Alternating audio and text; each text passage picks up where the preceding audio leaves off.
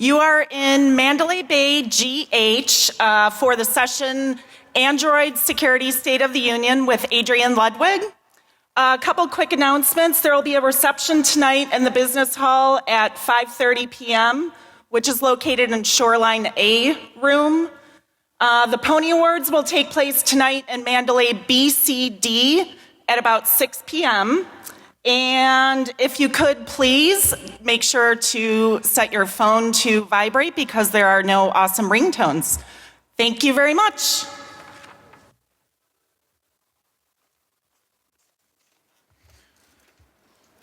All right. Thank you all for coming. This is my first time on this side of the Black Hat stage, so pretty excited to be able to share some of what we're up to. And my screen locked, so you get to see my password. Or at least see that it's got lots of letters in it, and a few numbers, and that I've gotten pretty bad at typing it.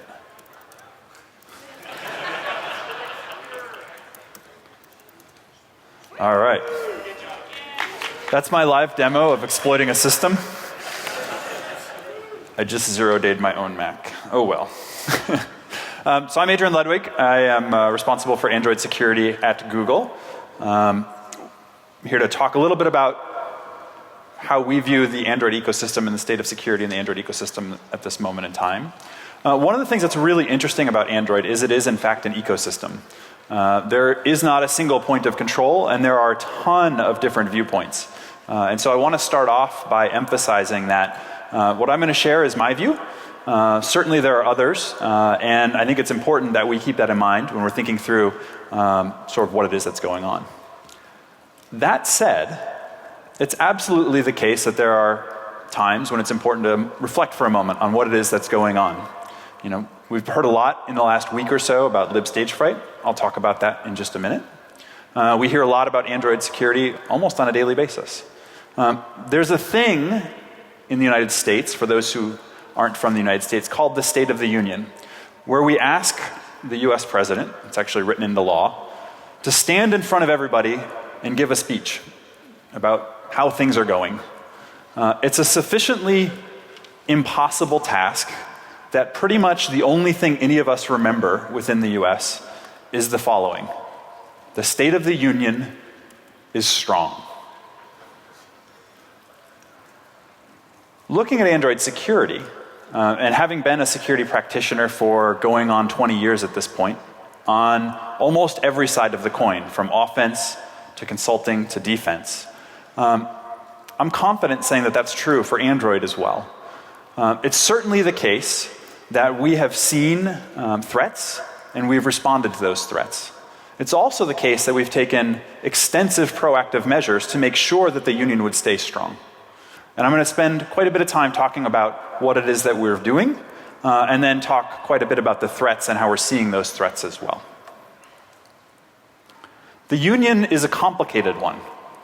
There are over 1 billion users of Android devices, thousands of OEMs, thousands of devices, an incredible diversity of experience, an incredible diversity of what it really is to be in the Android ecosystem. From a software ecosystem standpoint, it's perhaps unprecedented. Nearly every other platform is a closed platform in a way that Android has strived not to be. Open, diverse, and available everywhere. What that means is that diversity is one of the core attributes, and openness is one of the core attributes of security for the platform as well. There are millions of lines of source code, all available to anybody to review. I've had many interesting conversations about this group or that group, and whether they would be allowed to post into open source, and the answer was always the same: absolutely, as long as it's good for the platform, and as long as you know your name is going to be on it. That kind of transparency about what goes into the platform allows for extensive security research. It also allows for trust at an unprecedented level for an operating system for mobile devices. You can get it from whoever you want, and you can see what it is that the devices can do. It helps that they're not coming from a single place, that you as an individual can see the opportunity to purchase from a supplier that you like, on a network that you like, which matches the security preferences that you might have. In addition to the contributions being made at the operating system level and in the diversity of devices, one of the things that's unique about Android is that the OEMs themselves, all of us as OEMs, have the ability to make contributions to improve the security of devices, as well as allowing for extensive customization at the software level by application developers, enterprise security solutions, and a variety of other places in the stack. So when I look at Android and I sort of ask, where is the innovation coming from? It's coming from everywhere, which I think in the long run is what makes Android resistant and will make Android resistant to types of attacks that we really haven't seen. And so that's one of the things that I get excited about. This, I think, is like the visual representation of what people think of when they think of security, right? A big safe, heavy iron, completely immutable. And if you look at Android, thinking about safes, those kinds of features have been incorporated, right? Application isolation is at the core of how it is that we've been designing Android from the very beginning. Device integrity is an area that we've made rapid advances, ensuring that both data integrity and application integrity can be ensured. Exploit mitigation is something that we've been investing from the very beginning, recognizing that it's critically important that even if devices aren't able to be patched right this second, they have some line of defense. I'll talk about that a little bit in the context of Stagefright and the vulnerability that we've seen discussed over the last week or two. What's interesting to me when I put these slides together just a couple of weeks ago is at first I thought I'm going to highlight the things that are new, because people care about the things that are new. But over the last week, it was actually the decisions that we made a few years ago. Introducing ASLR, introducing NX, Fortify Source, and some of these exploit mitigations that have proven to be an important line of defense while the rest of the industry works to deliver updates to devices. And so I think it's important that we constantly maintain a focus on the new features, but also recognize that those features are going to be providing lines of defense for years to come. And that's how we're thinking about Android. It's not about building a safe. It's about building something that can react in a dynamic and changing environment. I spend a lot of my time trying to think about analogies, right? So it's not a physical analogy. Maybe it's a biological analogy. Is this security a big toothy animal that if it slows down, dies? No. I think this is how a lot of people think about security in a biologic sense, right? Aggressive predators. But when you look at the Android ecosystem, this is really the more appropriate analogy. Diversity at the core, enabling solutions that are security solutions on a device-by-device basis, a service-by-service basis, that together make for a safe environment. And that's really what we're trying to do, is foster an environment where that kind of innovation can take place at any point in the stack and allow devices to be safe. Layered on top of that, we recognized that there was a need to have uniform rapid response. The focus in rapid response to this point has primarily been in services and making sure that those services are available on all devices. So Google has provided a comprehensive set of security solutions. Google Play, it's just an app store. At least that's how people thought about it a couple years ago. But then we realized that it was a little bit more than that. In fact, it was what gave us the ability to have deep understanding of a developer who's posting an application that might be used by a user. There's a commercial transaction that takes place between Google and that developer. There's also a long history of interactions with those developers that allows us to evaluate the risk associated with specific applications. On top of that, it is a mechanism for us to identify and prevent proliferation of bad applications. I'll spend quite a bit of time talking about the consequences that that's had on the Android ecosystem that are favorable from a security standpoint. But what was interesting was it wasn't a visible, high-profile security feature. And it was only years after we'd made Google Play available that we even started talking about that. The protections had been there all along, but the safety preceded the communication. And that's a theme for me over the last couple of weeks, is that the safety in the Android ecosystem often precedes the communication. And so we're going to try to do some communication specifically about some of those issues. But it's not just Google Play that's providing a security service. We've taken that same approach of having a security service available deep into the rest of the device as well, offering safe browsing for Chrome, Verify Apps. Verify Apps essentially is the world's largest antivirus solution. Over 1 billion devices connecting to Google and checking whether the applications that they are installing are safe, based on the analysis that we've conducted in the past. Based on, in part, the analysis of the entire ecosystem of application developers as learned by interactions they've had with Google Play, right? We've bound the software development ecosystem to the security ecosystem in a way that's unprecedented. Previously there was security and there was development, which for me as a consultant kept me in business, right? Because the security people built security tools that nobody wanted to use to scan their code. And then the developers just built things and shipped them. So that's one of the things that's really interesting, is that convergence as a platform between development and security, it's new and it's happening. I'll talk a little bit about how that makes a difference as well. And then we have a few little things, like SafetyNet, which is an intrusion detection system deployed on over 1 billion devices, as well as an intrusion to reaction. It looks for specific high-risk devices based on characteristics and then reacts to them. It's not perfect. None of these reactive technologies are. But in terms of providing protection at an ecosystem level, it's absolutely vital for making sure that a minimum common denominator is available for all devices. We'll talk about that too. So, at a macro level, for a while now I've been talking about these 3 pillars, if you will, of the strength of Android security, right? Robust platform with lots of features that are sort of classic out of Orange Book security features. Comprehensive services that make sure that there's nobody that gets left behind just because they didn't pay their antivirus solution in the last month. And an open ecosystem that allows for innovation that can take place anywhere in the platform.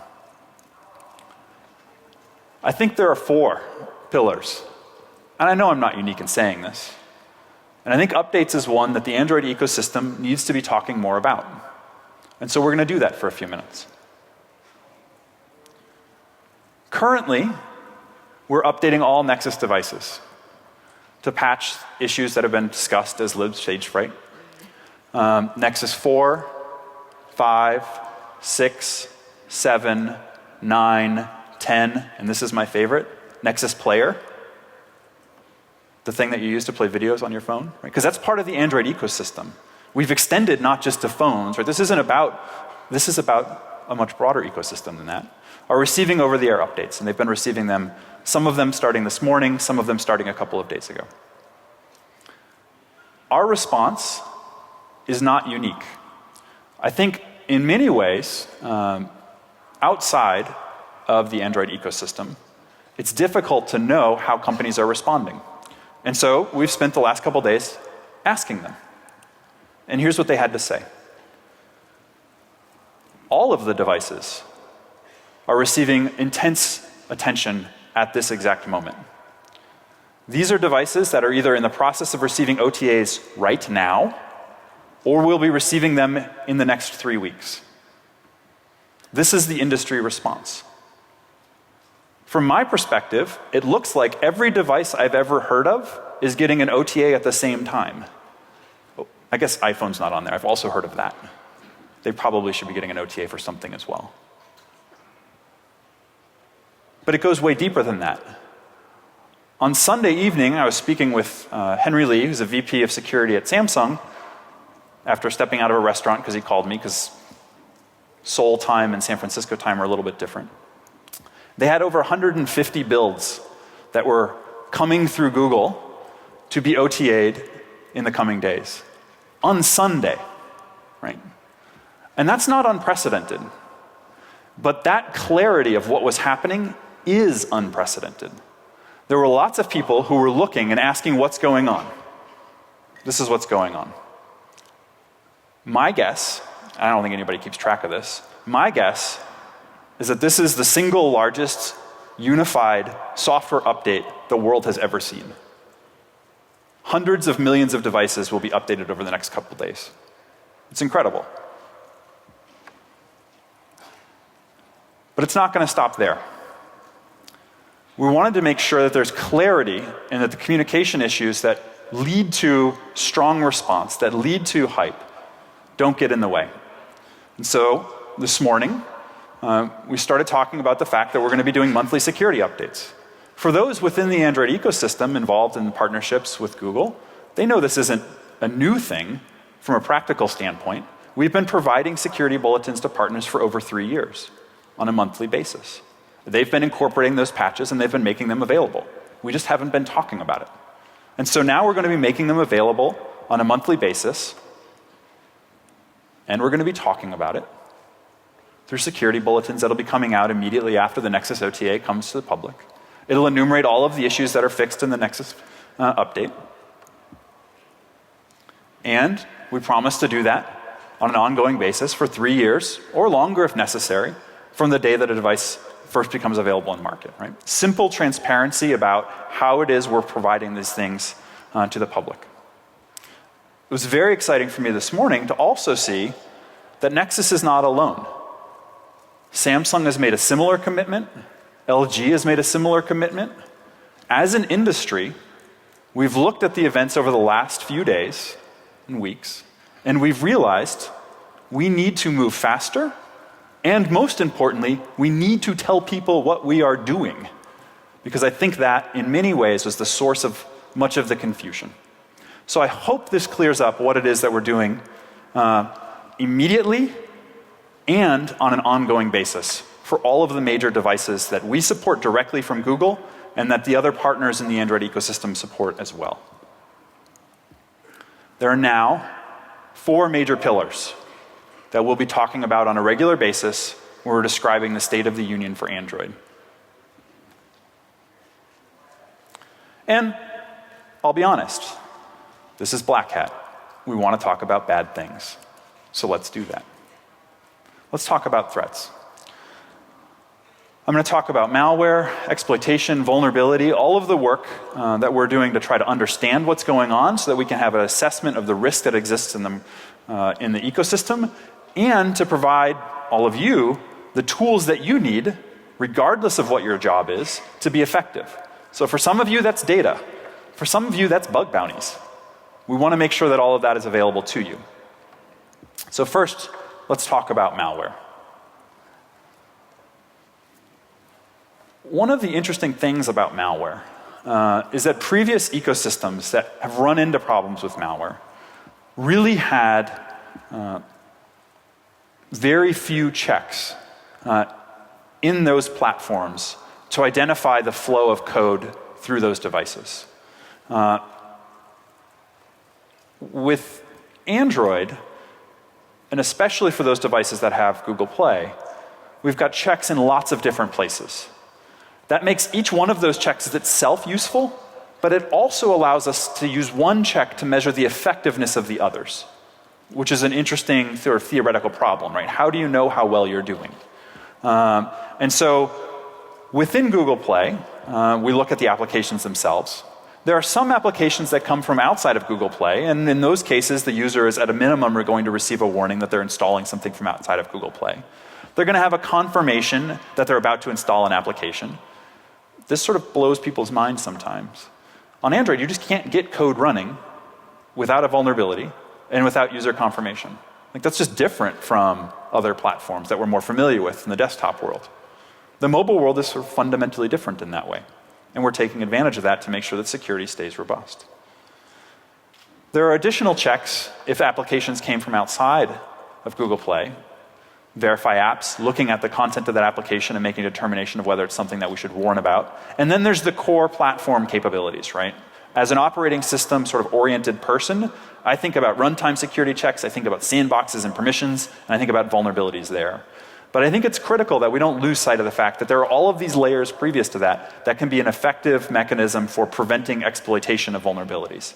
And in fact, in the Android ecosystem, vulnerability exploitation, as we'll talk about in just a couple minutes, is extraordinarily low. Almost all of the malware that we see, almost all of the potentially harmful applications, which is our internal way of describing the word malware, so that there's precision around that language, are of the form, the user tried to install it, they chose to install it, and it does exactly what the application said it was going to do through its permissions. And so we're actually providing defenses against social engineering, which are not the types of things that can be implemented in sandboxing and runtime security checks. So I talked about application analysis. What are the sets of things that we look at?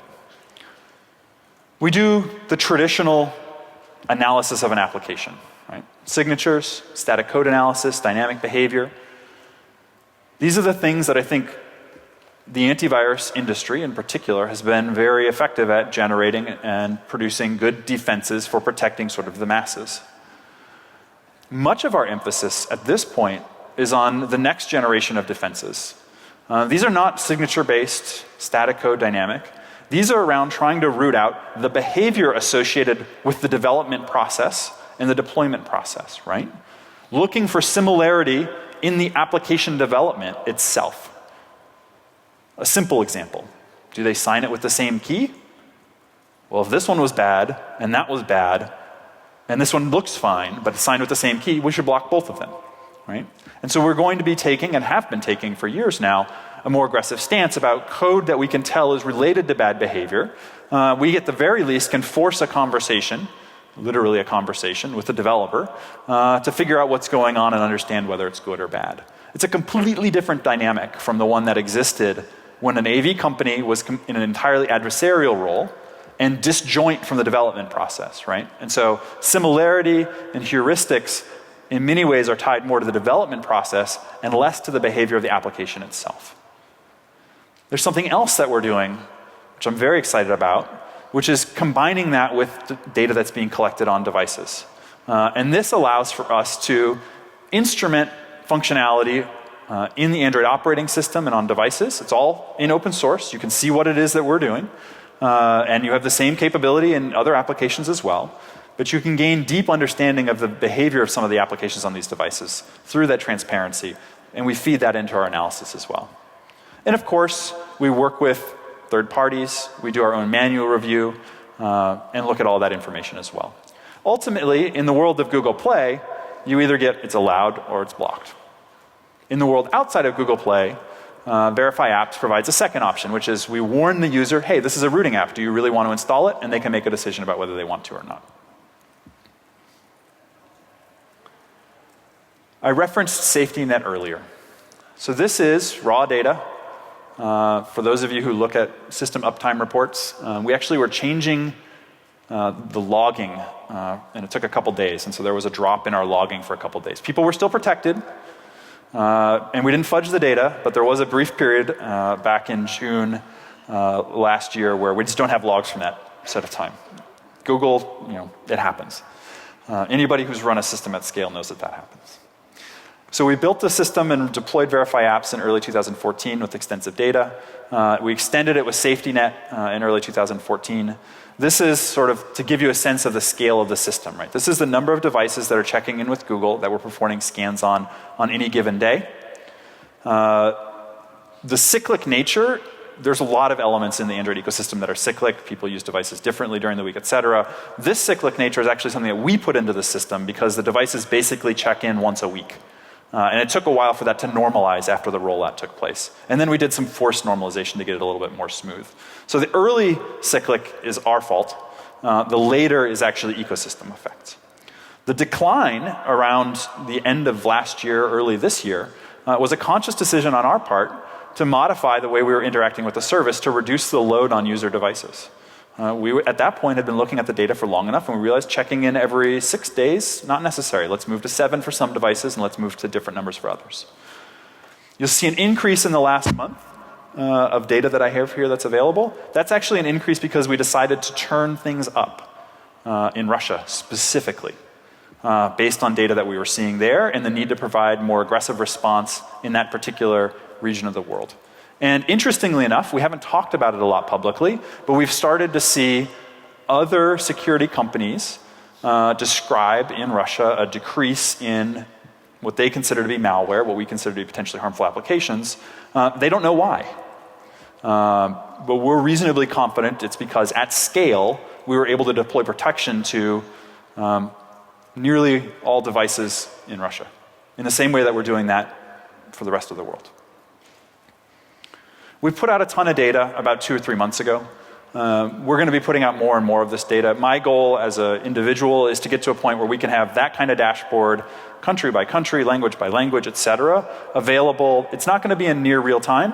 It'll probably be on a 60 to 90 day delay, but this information should all be available, right? These are things that are critical for you as an enterprise, if that's the business that you're in, to be able to understand the risk that you have for your devices. And so we want to make that available. Right now it's in document format, but we like dashboards better. And so we're going to get to a point where we can make that available. One of the things that's defined in that document is the definition of a PHA, potentially harmful application. I'm going to talk about those for a couple more minutes. So this is the percentage of devices worldwide that do not have a PHA installed. This is for all devices. And you can see over the period of time that's here, about 6 months. Again, I mentioned that we do a tape delay of about 90 days in order to make sure that the data is clean, right? Because sometimes we miss things and we have to go back. And so this is tape delayed by about 90 days. This gives you a sense for the overall what we consider to be device hygiene for the ecosystem. So in general, over the last 6 months, and we've seen this going back further than that as well, around 0.5% of Android devices have some potentially harmful application installed on them. We work very quickly to clean them, which is what makes the graph go up. And then there's new things that get discovered, and that makes the graph go down. This is a complex interaction, and we have no expectation in an ecosystem the size of Android that the number's ever going to be 0. There will always be some new person who's decided they want to write some bad application, and they've published it somewhere in the world. There will be users who will install it. We will be looking for it at incredible scale, and when we find it, we will take it down. But there will be some amount of churn. And so our goal is to get that churn as low as possible while doing as little damage to the user experience on these devices as possible. So that's what we're tracking, right? These are our internal metrics for making sure that we're doing that. This is the same data flipped upside down and broken down by language, just to keep things as simple as possible. It gives you a sense for why targeting specific regions of the world and tuning our response to those specific regions of the world makes sense. Russia, in particular, has been persistently the high water mark for potentially harmful applications. If you look towards the end here, sort of mid-March, that number starts to drop. And the reason it drops is because we increased the frequency that we were responding, and we started to take more aggressive measures, particularly targeted at Russia. We're planning on, hopefully, being able to talk more about that publicly in the future, but this gives you a hint at what it is that we're doing. There are a couple of other areas of the world where we've seen periodically increases in activity. Persian language in particular is one where we've seen increases in activity on a fairly regular basis. It's not as substantial as what we see in Russia, but it is something that we see. Chinese devices have also had some instances of increased exposure. China is particularly interesting, and if you go look at the report that I referenced earlier, because the behavior there is actually just in many ways distinct from the rest of the world. There are large corporations that sponsor teams to find rooting vulnerabilities in order to incorporate rooting vulnerabilities into the functionality of their applications. Right? It's the equivalent, in many cases, of Google rooting your device.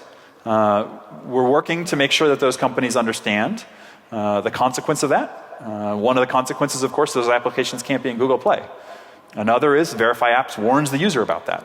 And so over time, I think we're seeing normalization of behavior on a worldwide basis, but that's going to take some time. This is a global view, again, just to give you a sense for the difference between devices that have the ability to install applications from unknown sources and devices that are only installing basically from Google Play. The risk profile for them is substantially different. The risk profile for a device that's installing only from unknown sources, or installing from only Google Play, meaning they have unknown sources disabled, is well under about 0.15%. It's been stable at that level. For devices that are installing from outside of Google Play, borders around 1%, right? Which is where you get the blended average of about 0.5% across all of the devices in the ecosystem. So these are the things that we're using to analyze and understand the state of the union. I sort of talked about this a little bit already, but I do want to emphasize that 0 is really not the goal. It's both unrealistic and not the most effective way to manage an ecosystem. There is functionality that is desirable, but that is risky. Right? We know that. People want to be able to do lots of things. That when they do it, it's good. But if some other application did it in an unexpected manner and there wasn't adequate disclosure, it's bad. And so that's some of the tension that exists and one of the reasons that we're never going to have this go down to 0. A perfect example of that. Is rooting good or bad? This should be, I want to take a poll, but I don't want to take a poll at the same time. Yes is the answer in both ways. It's both good and it's both bad. Freedom of the individual is very important. I don't know where to come down on this one. But I think it's a perfect example of the tension that exists, right? And why it is that there's going to be lots of investment in exploit development, lots of investment in research, and one of the reasons why we make Nexus devices unlockable is to make sure that for those users who want to have that kind of flexibility, they have it. And there's an outlet. And we are an open ecosystem. There are many other members of the Android ecosystem that do the same thing, delivering devices that are unlockable. We think that flexibility is critical. And we think it's really fascinating to watch what happens when it's not available. What does happen? Exploits happen. Let's talk a little bit about exploits. So I mentioned SafetyNet. The phrase that I used was an intrusion detection and prevention system. I'm old school from a marketing standpoint, meaning I don't even know what the current description of an intrusion detection. I'm sure I'm like dating myself by 15 years. Basically, we look for data on the device, anything that we think could be potentially relevant and that's available, because remember, the Android security model makes a lot of data not available for security and privacy reasons. We analyze that. And we try to find what's going on. So what are some examples of that? Well, one of the examples is looking for abusive SMS. The classic abusive SMS, if you were to go back a few years, was to have an application that tried to send a premium SMS. So a feature that was introduced a few years ago in Android was a warning to the user about whether a particular SMS was premium or not. If a user says yes, they want to send that SMS from that application, that's probably an indication, maybe not a perfect one, but a reasonably good signal that that's intentional behavior on behalf of that application, and there's not cognitive dissonance between the application and the user. On the other hand, if lots of people are saying no, A, that's great, they've been protected by the platform, but B, we can do more than that in that we can understand that that's an application that should not exist at all. It should get blocked higher in the stack. And so that's a really simple example of how we're looking at data on these devices and then being able to move higher in the stack to provide protections through things like safe browsing, or provide them through Verify apps, or do better scanning of applications in Google Play based on that type of data collection. But it doesn't just stop with going up the chain. We've also been very active in putting capabilities to make changes on the device in real time. Again, referencing SMS. The list of numbers that are commercial varies by region, by country, by time. Sometimes carriers will make a decision that the service that used to be premium is no longer premium. And so there is the ability in the platform to update those lists. Right? It sounds really simple, but thinking about how you introduce checks that a couple of years later will turn out to be useful is one of the amazing exercises that we go through when we're looking at the Android platform. One of the examples that we haven't talked very much about is called the inter-app firewall. Right? It's really called the intent firewall if you want to go search for it. It looks at intents. You can blacklist them. Why did that get introduced? Because many years ago, there was a specific application on a specific device that if it received an intent from the browser, which was a perfectly reasonable set of expectations, it could cause harm to the device. And we didn't have a solution. They had to update the device. But we thought about it and we said, you know what, we can do better than that. We can make sure that in the future, there is a mechanism that firewalls from one application to another in order to protect the user. And so we introduced the inter-app firewall, and we didn't use it. We didn't talk about it. It existed in the API documents. It wasn't a secret. And then we were looking in Russia specifically, and we realized that it was a key way for us to be able to disable some of the potentially harmful applications that had become persistent there. We used it, enabled it. That's one of the reasons that you see that dramatic decline just a couple of months ago.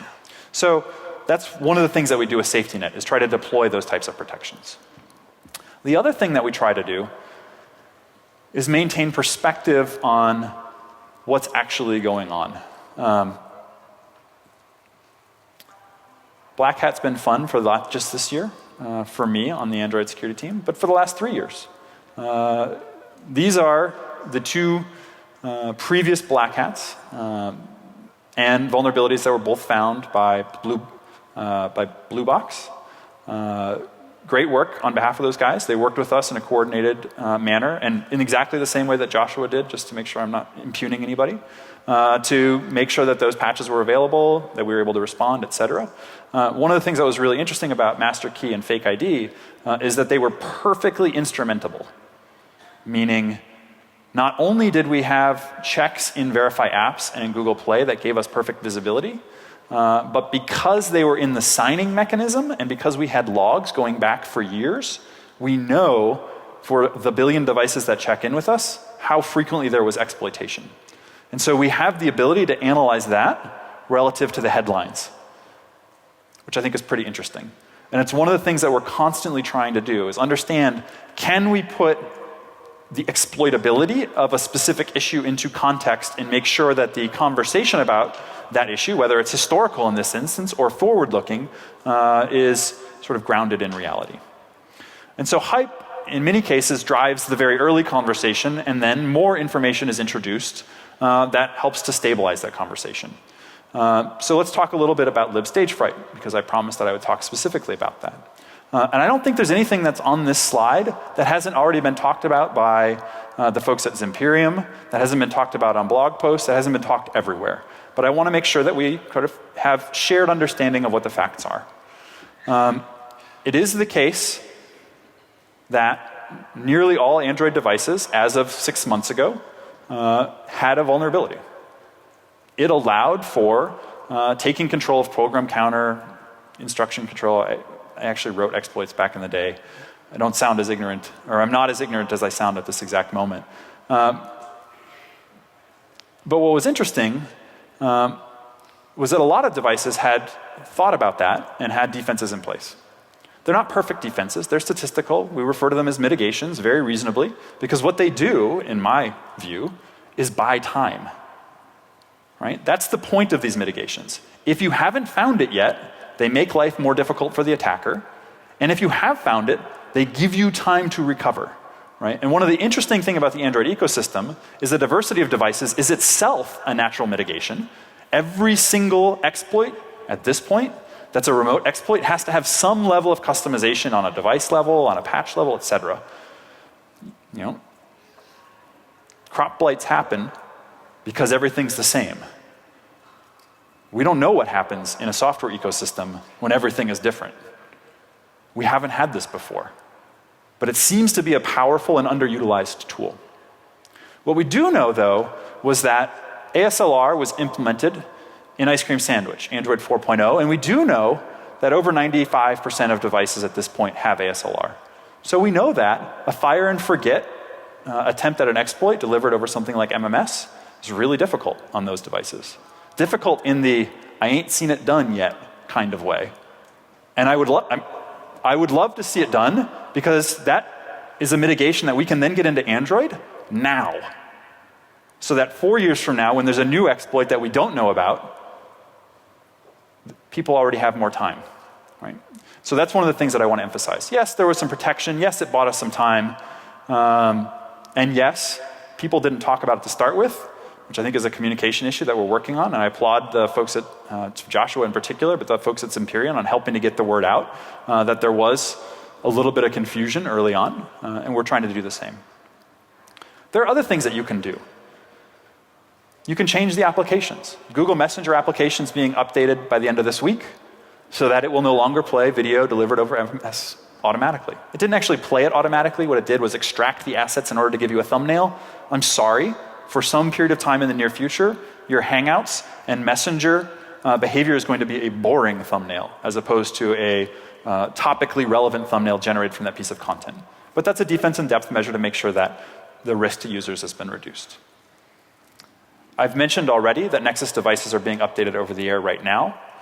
And we're in the midst of what I think may be the largest software update cycle the world has seen until next month. And we'll do it all again.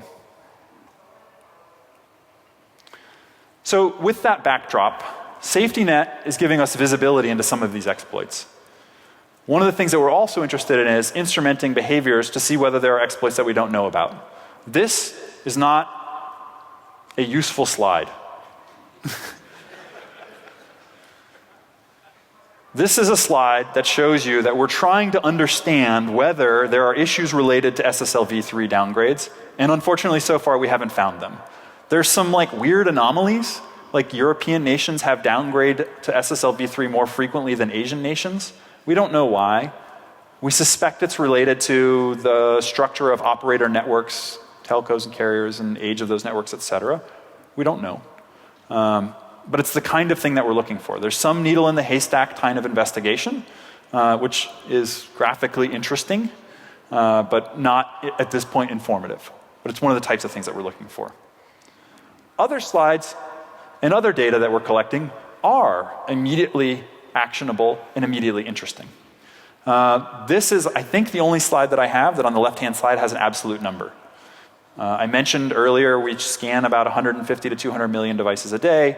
Out of those, we're seeing 200 to 600 that have a compromised Google.com certificate or are responding in a manner that indicates that they have a compromised Google.com certificate on their device.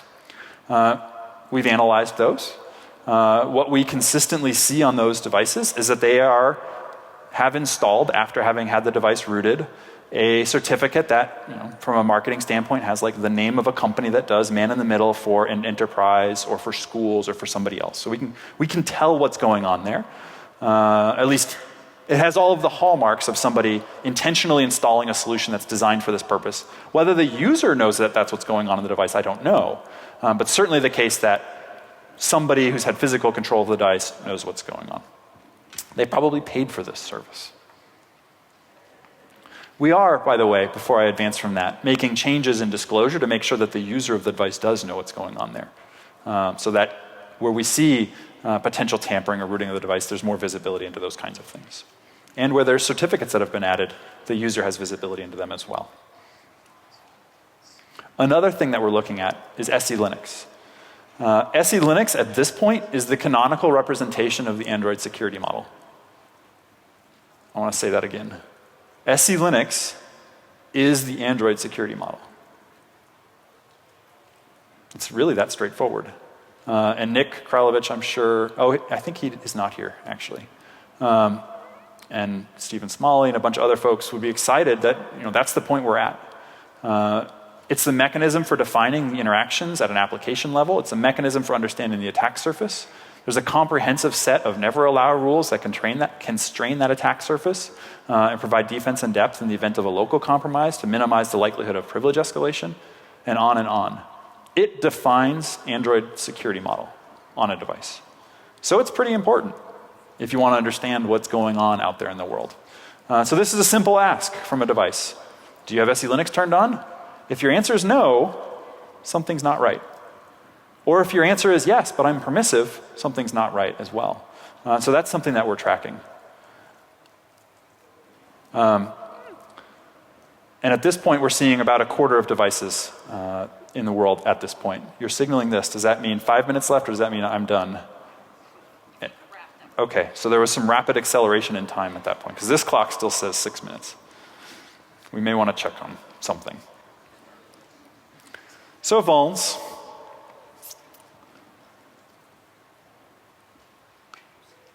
I will be cognizant of my next speaker, and I will say we're a platform. We have security boundaries. Those security boundaries are important. That's the definition of the security model. We've talked about that a little bit already. A thing that for this community is absolutely important is the announcement of Android Security Awards a few months ago. One of the really interesting things that we've done with the Android Security Awards is think very hard about how to structure these rewards in a manner that works to the strengths of the Android ecosystem around diversity of devices and multiple sources of innovation. So how does that work? We pay for bugs and tests and CTS tests. And those value amounts are comparable to, say, the Chrome bug bounty in terms of what it is that we pay out. But in addition to that, baked into the program, we have a strong emphasis on exploit chains. So out of the gate, we pay a lot more for people who provide exploit chains. And we tier how much we pay based on how useful your contribution is to the entire ecosystem. So a bug is very useful. A bug and a test for that bug that can be deployed to all of the industry so they can understand whether devices are vulnerable is that much more useful in clarifying the state of particular devices. Tests that have been incorporated into CTS and are available on devices, that much more valuable, etc. I said the numbers look similar. They do. And then they go up from there. Right? For individuals who are able to generate exploits and demonstrate that the mitigations that are in place are insufficient for the state of the art, because that's what our expectation is, that these bugs that are coming in are going to be the state of the art, then we want to pay a lot for them. I can't make promises. Given the response we've seen so far, I think these numbers are going to have to go up in order to get a compelling response from the research community. We'll see how that shakes out, because it's a new program. You add it all up, $38,000 per issue to anybody that finds and reports an exploit of that form. There's more details. The other thing that we've done is to focus a lot on application level vulnerabilities. We've added new features to help users protect themselves. One of these that I want to draw special attention to, actually two of them, are not platform level features. They're capabilities provided in Google Play. One of them is the ability to use a version of OpenSSL in a security provider provided by Google Play. This is important if you're running on a device that has not been updated, but you want the most recent version of OpenSSL. You can get it. It's available. You can use it. Go. Use it.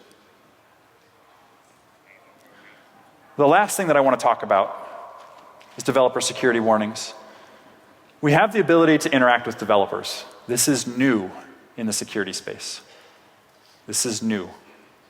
Let's use it.